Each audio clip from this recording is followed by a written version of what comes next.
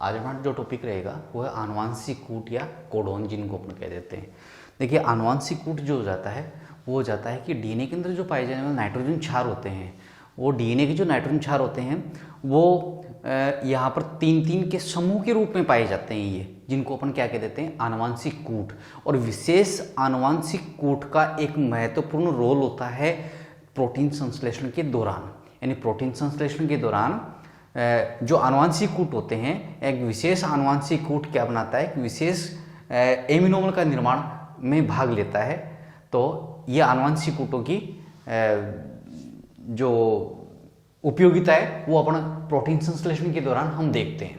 ठीक है, तो आनुवांशिक कूट क्या हो गए कि आनुवांशिक कूट जो अपने आनुवांशिक पदार्थ पाए जाते हैं वहाँ पर क्या पाए जाते हैं, जो नाइट्रोजन क्षार होते हैं तीन तीन के ग्रुप बनाते हुए पाए जाते हैं, जिसको कोडोन या आनुवांशिक कूट कहते हैं। और विशेष कोडोन का अपना महत्वपूर्ण योगदान होता है प्रोटीन संश्लेषण के दौरान, और उनके दौरान क्या बनता है, एक विशेष प्रकार का एमिनोमल है वो बनाया जाता है इनके द्वारा।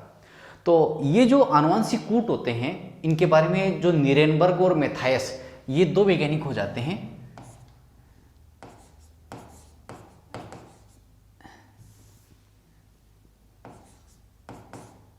नीरेनबर्ग और मैथायस, ये दो वैज्ञानिक हो जाते हैं। इन दोनों ने क्या किया था, इन दोनों ने इनके बारे में सबसे पहले बताया था कि हाँ भाई, आनुवांशिक कूट के रूप में ये पाए जाते हैं। और हम जानते हैं कि डीएनए के अंदर एडेनिन, गुआनिन, साइटोसिन और थायमिन 4 प्रकार के नाइट्रोजन क्षार होते हैं, जबकि आरएनए के अंदर ये थायमिन की जगह यूरेसिल हमें वहाँ पर देखने को मिलता है। यानी एडेनिन, गुआनिन, साइटोसिन और यूरेसिल ये हमें देखने को मिलता है। तो हम जानते हैं कि आरएनए का जो रोल होता है वो प्रोटीन संश्लेषण के दौरान होता है, क्योंकि डीएनए तो अपनी सूचनाएं एमआरएनए को दे देता है।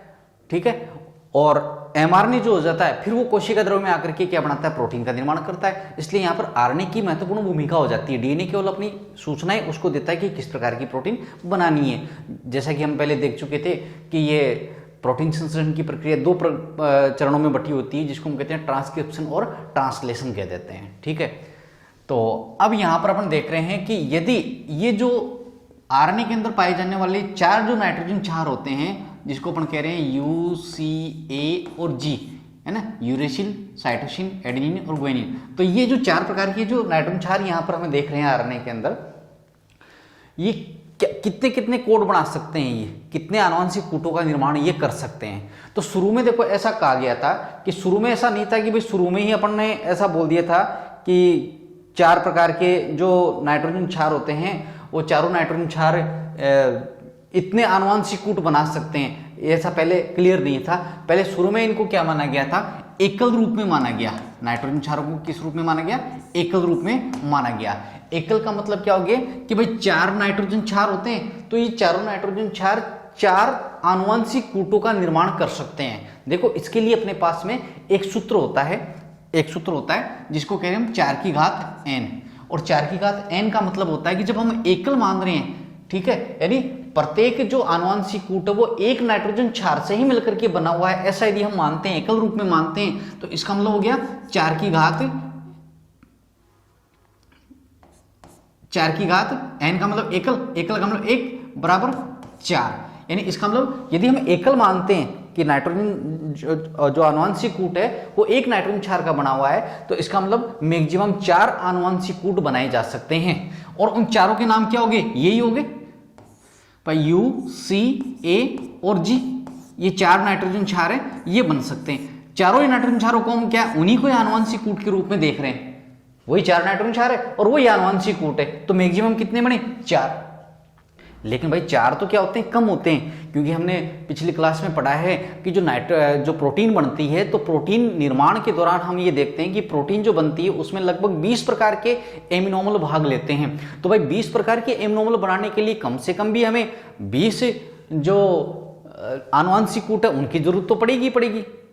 इसलिए ये 4 वाली बात तो है, जो ये है ये पर्याप्त नहीं हो पाती है, ये नहीं बना पाएगी, ये प्रोटीन का निर्माण, श्रृंखला का निर्माण नहीं कर पाएगी। इसलिए उसके बाद में क्या देखा गया कि एकल के बाद में अब इसको जो है माना गया द्विक के रूप में, इसको द्विक के रूप में माना गया। ठीक है, पहले एकल मान रहे थे, अब इसको द्विक के रूप में मानने की क्या आनुवांशिक कूट 2-2 नाइट्रोजन क्षारों से मिलकर के बने हो सकते हैं। तो इसके लिए देखो यहां पर कहा गया सूत्र है अपना 4 की घात n, तो बराबर 4 की घात बराबर 4 की घात 2, n का मतलब द्विक, बराबर कितने हो गए 4 चौक 16 हो गए कि नहीं भाई, 4 गुणा 4 बराबर 16। तो 16 आनुवांशिक कूट है वो बनाए जा सकते हैं। कि यदि हम द्विक के रूप में मानते हैं कि प्रत्येक आनुवांशिक कूट 2 नाइट्रोजन क्षारों से मिलकर के बना है, तो ऐसी स्थिति में यहां पर क्या बन सकते हैं कि ये द्विक के रूप में इसको माना जा सकता है। देखो कैसे कौन कौन से आनुवांशिक कूट बनाए जा सकते हैं, वो 16 कौन से होते हैं उनको अपन देख रहे हैं। तो इसके लिए अपन क्या करते हैं, 16 कॉलम बनाते हैं।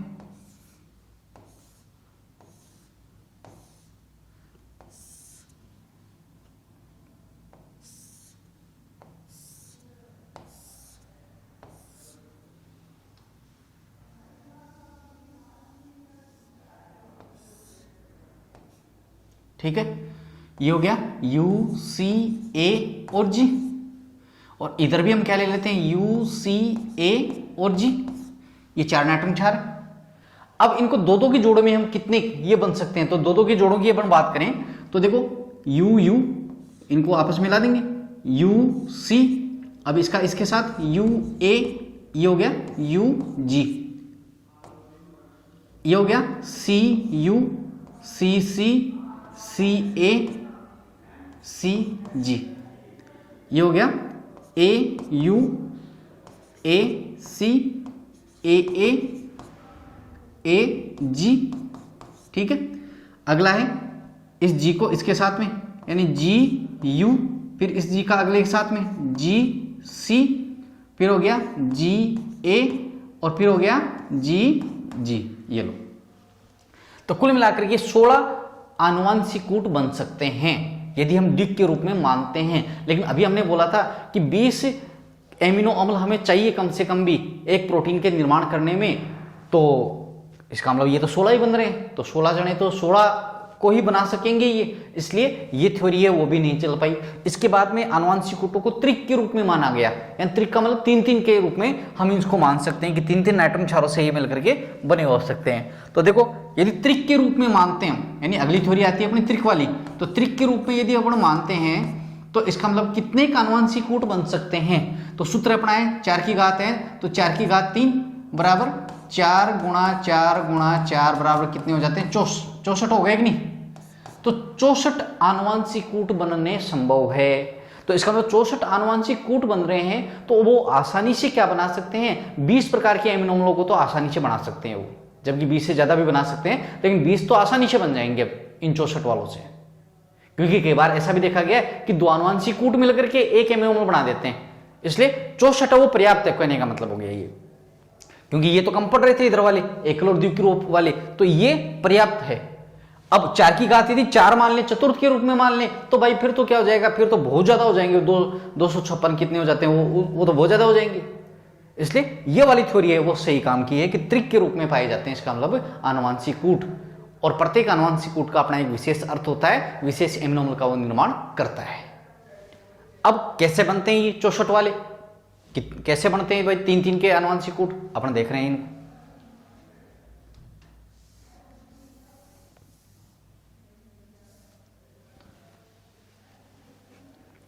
इसके लिए वही आपको कितने कॉलम बनाने, 16 कॉलम बनाने।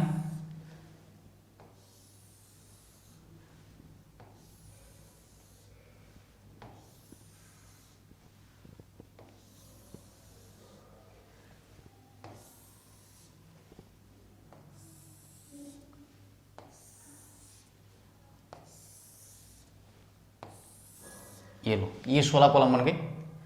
अब आपको यहां पर क्या लिखना है, U C A और G, इधर भी लिखना आपको U C A और G। अब ऐसा करते हैं तो फिर यही पैटर्न आएगा, यानी ये तो द्विक वाले बनेंगे, लेकिन अपन को 3-3 को शामिल कराना है। तो इसके लिए क्या करेंगे, इधर एक लाइन और लेंगे अपन U C A G की, हर कॉलम में लेंगे U C A और G, इधर भी U C A और G, यानी हर कॉलम के लिए आ जाएगा अलग से U C A और G, U C A और G। ये लो, ये हम हर कॉलम के लिए अब ले लेंगे। अब तीनों को जोड़ देंगे 3-3 का बनाने के लिए, भाई U U और फिर U, तो U U U पहली लाइन ये होगी, फिर अब इस यू का अगले के साथ ले लो, यानी यू सी, फिर यू ए और यू जी, ये लो। फिर अब इसका नंबर ले रहे तो इसका मतलब होगा यू सी, तो यू सी तो ये हो गया। फिर सामने कौन है? यू सी, सामने कौन है? सी, और यू सी ए और यू सी जी, ये लो। यानी किसी का भी हम बना सकते हैं इस प्रकार से। तो जैसे मान लो कि मैं यहां का एक बीच का यहां पर बनाना चाहूं तो कैसे बनेंगे? देखो ये ए है, ये ए है, तो इसका मतलब ए और ये कौन हो गया? यू। फिर ए सी, ए और सी, फिर अगला ए और ए और ए, और ये हो गया ए जी। तो किसी भी कॉलम का आप इस प्रकार से इसका तैयार करा सकते हो, ठीक है। तो कुल मिलाकर के भाई एक कॉलम में 4 है, तो कुल मिलाकर के 16 में कितने हो गए? 64 कोडोन हो गए कि नहीं? 64 आनुवंशिक कूटों का निर्माण यहां पर हो जाता है। आप इसकी प्रैक्टिस घर पर करेंगे और इस प्रकार से आप बना सकते हो कि इनको आपस में सब में यूसीएजी है, बस सबकी लाइनें ऐसे ऐसे बन करके तैयार हो जाएंगी। तो 64 आनुवंशिक कूट है, उनका निर्माण है वो संभव है, इस प्रकार से बनाए जा सकते हैं। अब जो 64 आनुवंशिक कूट होते हैं वो क्या कर सकते हैं? वो आसानी से बना सकते हैं इनको, उनमें कोई दिक्कत नहीं कि प्रोटीन संश्लेषण का जो काम है वो आसानी से कर लेंगे। अब हम इन आनुवंशिक कूटों की विशेषताएं देख रहे हैं कि इन आनुवंशिक कूटों की क्या क्या विशेषताएं हमें देखने को मिलती हैं, इनकी क्या स्पेशलिटी होती है, वो चीज अपन देख रहे हैं।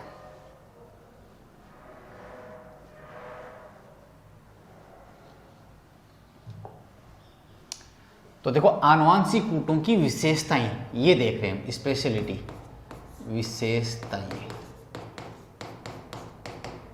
ये देख रहे हैं। अब विशेषताओं के अंदर सबसे पहली बात अपन लिख रहे हैं त्रिक कूट। तो सबसे बड़ी विशेषता तो ये हो जाती है कि आनुवंशिक कूट किस रूप में पाए जाते हैं? भाई त्रिक रूप में पाए जाते हैं, यानी आनुवंशिक कूट है त्रिक रूप में हमें देखने को मिलते हैं। त्रिक रूप में देखने को मिले, 3 के नाइट्रोजन क्षारों के रूप में ये देखने को मिलते हैं, तो त्रिक रूप में हमें देखने को मिले। दूसरी विशेषता है, ये क्वेश्चन देखो पूछा गया है पहले, सार्वत्रिकता। ये बोर्ड में आया हुआ क्वेश्चन हो जाता है पहले कि आनुवंशिक कूटों की विशेषताएं, कोई 3 विशेषता 4 विशेषताएं बताइए, तो ये हम उसी विशेषताओं की बात कर रहे हैं। तो सार्वत्रिकता देखो क्या कहती है कि जो आनुवंशिक कूट, भाई किसी भी जीव में जिस आनुवंशिक कूट का अपना एक विशेष कार्य होता है और उसका वो कार्य सभी जीवों में फिक्स होता है, ठीक है। यानी कोई आनुवंशिक कूट किसी जीव में जो काम करता है, जिस एमिनोमर का निर्माण वो करता है, वही कार्य समस्त जीवों के लिए रहेगा, उसका वो काम सभी जीवों में वही काम करेगा, वो वाला आनुवंशिक कूट। इस बात को हम क्या कहते हैं? सार्वत्रिकता कह देते हैं। यानी जैसे हमने बोला कि जैसे मान लो कि AUG है ना, इसको हम क्या कहते हैं? प्रारंभिक कोडोन कह देते हैं AUG को। ये श्रृंखला की शुरुआत करवाता है ये। तो ये AUG कोडोन है, श्रृंखला की शुरुआत एक मनुष्य में करवाता है, तो वो अन्य जीवों में भी यही काम करवाएगा, उसका कार्य फिक्स हो चुका है। तो इस बात को कहते हैं सार्वत्रिकता, यानी किसी भी आनुवंशिक कूट का कार्य समस्त जीवों के लिए एक ही रहेगा। ये विशेषताएं आनुवंशिक कूटों की हमें देखने को मिलती है। इसके अलावा यहां पर है असंदिग्धता, और असंदिग्धता देखो क्या कहती है कि सामान्य रूप में क्या होता है कि एक आनुवंशिक कूट एक एमिनोमर का निर्माण करता है। यानी सामान्य रूप में एक जो आनुवंशिक कूट है, यानी एक कोडोन है, वो एक एमिनोमर का निर्माण करता है। कभी भी एक कोडोन है वो एक साथ 2 एमिनोमर के निर्माण में भाग नहीं ले सकता। इस बात को हम क्या कहते हैं? असंदिग्धता कहते हैं। यानी एक कोडोन एक एमिनोमर ही बनाता है, एक एमिनोमर को ही कोड करता है, वो कभी भी 2 एमिनोमर एक साथ बना नहीं सकता। इस बात को कहते हैं असंदिग्धता, जो उसकी विशेषता होती है। अगली विशेषता इसकी अपराशिता। अपराशिता और अपराशिता देखो क्या कहती है कि कई बार दो कोडोन मिलकर के, जैसे एक कोडोन ये रहा, एक कोडोन ये रहा, और दोनों कोडोन आपस में मिलकर के एक एमिनोमर के निर्माण में भाग ले सकते हैं। इस बात को कहते हैं अपराशिता। यानी अपराशिता का मतलब क्या, इस बात से अलग है बिल्कुल, ये इसकी उल्टी नहीं है, ये बात इस बात से अलग है। ये वो तो कह रहा था कि एक कोडोन दो एमिनोमर नहीं बना सकता, एक कोडोन एक एमिनोमर बनाता है, जबकि ये वाली अपराशिता क्या कहती है कि दो कोडोन मिलकर के एक एमिनोमर का निर्माण करने में लग सकते हैं कई बार। तो इस बात को हम कहते हैं अपराशिता कह सकते हैं। अगली बात है अपने पास में कि जैसे AUG कोडोन को हम क्या कहते हैं, ये भी सभी के लिए बात लागू है कि AUG कोडोन है उसको हम प्रारंभिक कोडोन के रूप में जानते हैं, तो इसको प्रारंभिक कोडोन कहा जाता है। इसके अलावा UAA, UAG, UAA, UAG और UGA, इनको अपन क्या कहते हैं, इनको कहते हैं समापन कोडोन।